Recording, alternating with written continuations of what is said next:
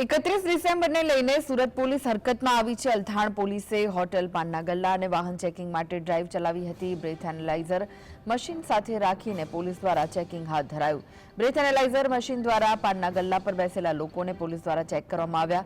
આ સાથે જ કેટલાક વાહન ચાલકોને પણ પોલીસે તપાસ્યા। સુરતમાં તહેવારના સમયમાં દારૂની હેરાફેરી પણ વધી જાય છે, જેના કારણે અગાઉ જ ડ્રાઈવ ચલાવી પોલીસે સક્રિયતા દાખવી હતી।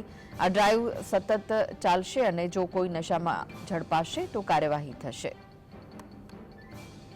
બસને ધ્યાનમાં રાખી હોટલોની અંદર ખાસ કરીને પાર્ટીઓની કરવામાં આવતી હોય છે, દારૂની પાર્ટીઓ થતી હોય ત્યારે પોલીસને કઈ રીતે ચાપતી બંદોબસ્ત રહે છે?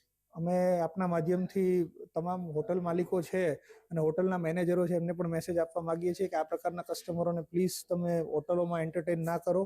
આ ઉપરાંત જાહેર જનતાને પણ કહેવા માંગીએ છીએ કે જો આપની પાસે પણ આ પ્રકારની કોઈ માહિતી આવે તો ખાસ પોલીસ સાથે તુરંત શેર કરો। જે કંઈ પણ કાયદેસર કાર્યવાહી કરવાની હશે અમે